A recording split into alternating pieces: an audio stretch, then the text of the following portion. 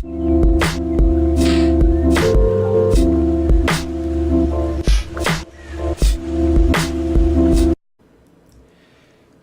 안녕하세요. 평생투자 파트너입니다.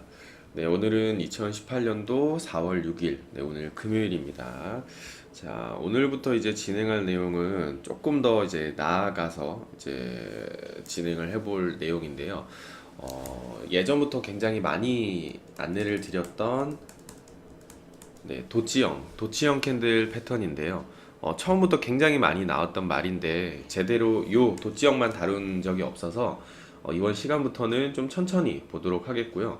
도치형의 내용들이 좀 몇 가지 있어서 몇 편에 좀 걸쳐서 상세하게 좀 진행을 해보도록 하겠습니다. 자, 처음에도 한번 설명을 드렸듯이 도치형은 이 시가와 종가가 같은 거의 십자 모양의 캔들 형태거든요. 그래서 그림을 한번 같이 보면서 보도록 할게요. 여기 그림을 보시면은 이게 이제 기본적인 도치형으로 볼 수 있고, 또 오른쪽에는 굉장히 윗꼬리와 아랫꼬리가 긴, 그림자가 긴 뭐 키다리형 도치, 인력거꾼이라고도 이렇게 나와 있고요. 그 다음에 윗그림자가 길고 뭐 시가와 종가가 아래쪽에서 형성된 뭐 비석형 도치, 그리고 그 반대 모양인 아랫그림자가 굉장히 길고 이 몸통, 이 일자 몸통은 이 제일 윗 가격에서 이 형성이 된 잠자리형 도치, 반대 모양이죠. 비석형하고는요. 그리고 이 상승 추세에서 나오는 이 도치형, 그 다음에 네, 그리고 여기 이제 북향 도치와 또 남향 도치까지, 네, 요렇게까지 또 볼 수가 있는 것 같고요. 도치형은 이 매우 중요한 반전 신호이기 때문에 조금은 더 나눠서 상세하게 한번 다뤄볼까 하고요. 굉장히 좀 조심해야 되기도 하면서 또 중요한 내용이기 때문에요. 네, 일단은 그 앞에 여러 장에서 우리는 이 도치형이 일부 패턴에서 이 중요한 요소를 좀 이루고 있다라는 것을 배웠습니다. 그러니까 이 도치형과 함께 이제 같이 포함이 되는 캔들 패턴이었죠. 그 중에서 이제 뭐 도치 별형이라든지 아니면 뭐 십자 잉태형 같은 요런 것들이 이제 도치형과 같이 출현을 하는 캔들 패턴이었잖아요. 도치형은 좀 명확한 추세의 어떤 반전 신호이다라고 하는데요. 상승장에서는 이 올라가는 상승장에서는 특히나 더 그렇다고 하고요. 다음과 같은 경우에는 도치형이 출현했을 때 반전이 일어날 가능성이 더욱 커지는 예시가 몇 가지가 있는데요. 하나씩 좀 말씀을 드려보면은 첫 번째는 도치형이 출현 후에 그 다음에 나타나는 어떤 여러 캔들의 이 여러 캔들 패턴이 도치형의 반전 신호를 다시 한 번 더 확인시켜 줄 때, 도치형과 다른 반전 신호가 같이 있을 때 조금 더 명확해진다라는 거고요. 두 번째는 시장이 과매수나 과매도일 이 상태, 그러니까 굉장히 많이 오른 뭐 고점이나 저점이 되겠죠. 그래서 과매수나 과매도인 상태일 때 도치가 조금 더 이제 확률이 좀 크다라는 것이고, 세 번째는 차트에 도치형이 많지 않을 때입니다. 차트 안에 최근에 도치형이 굉장히 많은 그 캔들의 흐름이 나오면 새로운 도치가 출현을 하더라도 의미 있는 신호로 해서는 안 된다라는 거거든요. 그래서 이 세 가지를 한번 좀 알아주시면 좋을 것 같고, 이상적인 이 도치형의 행태는 이 첫 번째 보시는 것 같이 시가와 종가가 똑같아요. 그러니까 거의 몸통이 그냥 없다고 보시면 되는 거죠. 하지만 시가와 종가가 조금 비슷한 것만으로도 도치형으로는 볼 수가 있고요.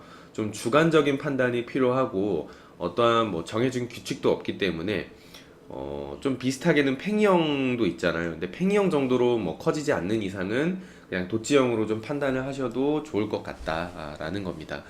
그래서 이 장에서는 이 천장에 있을 때 도치형, 뭐 저항선에 있을 때 도치형, 뭐 특별한 종류의 도치형, 도치형과 추세의 관계, 그리고 도치형으로만 이루어진 어떤 산별형 캔들 패턴에 대해서도 앞으로 이제 다뤄볼 예정이고요.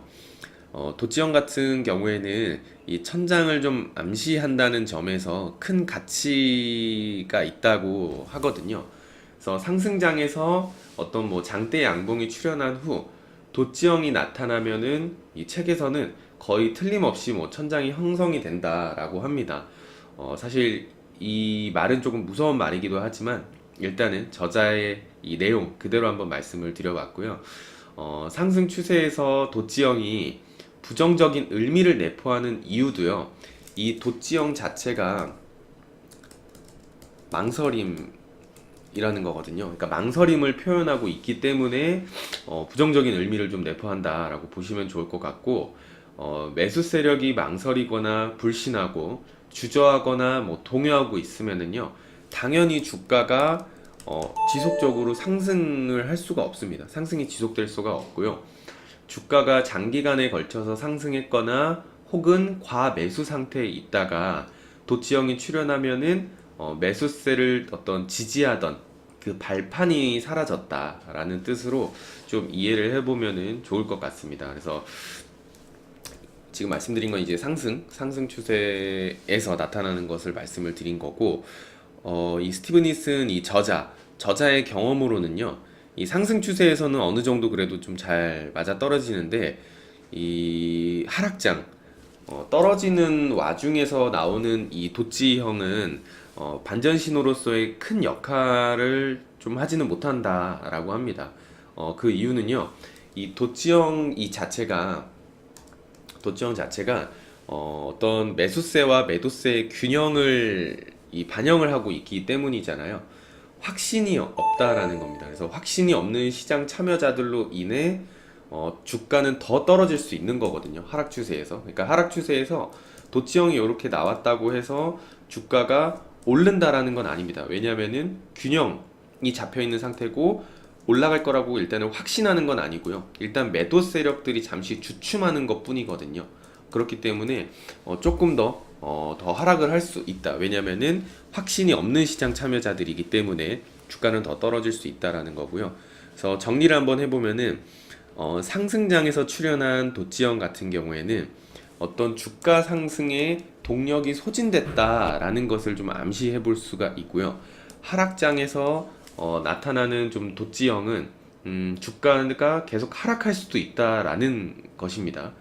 이러한 이유 때문에 천장을 암시하는 도치형이 좀 비교해 봤을 때 만약에 바닥을 가리키는 도치형은 더욱더 좀 확실한 확인이 한 번 더 필요하다라는 거거든요. 도치형이 나오고 어떤 추세 반전 신호들이 조금 더 강력하게 좀 나와줬을 때, 그리고 뭐 지속형 패턴까지도 나와줬을 때 좀 추세가 반전됐구나라고 좀 확인을 하시는 게 좋지, 도치형만 보시고 매도세의 힘이 약해졌네, 그럼 추세가 반전될 거야 하고 바닥을 예측하고 들어가는 것은 조금 위험하다라는 것입니다. 잘 맞지 않을 수도 있는 거고, 그렇기 때문에 도치형이 천장에서 더 그 이제 추세 반전 신호로서의 역할이 더 좋은 것은, 상승 추세는 이 확신이 없는 매수자들이 더 올릴 수는 없는 것이거든요.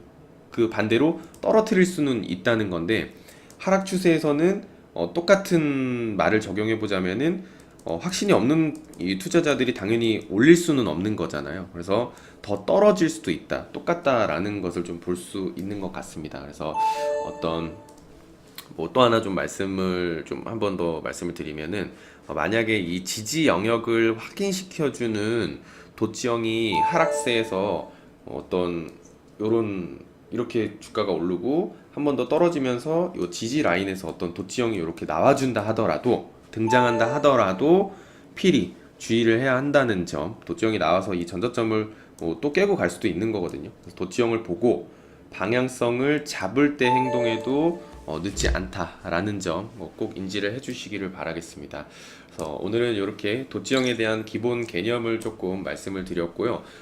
다음 시간부터 좀 하나하나씩 어떤 실제 사례와 내용들이 좀 많기 때문에 좀 나눠서 몇 번 진행을 해보도록 하겠습니다. 자, 오늘 하루도 화이팅 하시고요. 네, 그 주말 잘 보내시고 월요일에 찾아뵙도록 하겠습니다. 감사합니다.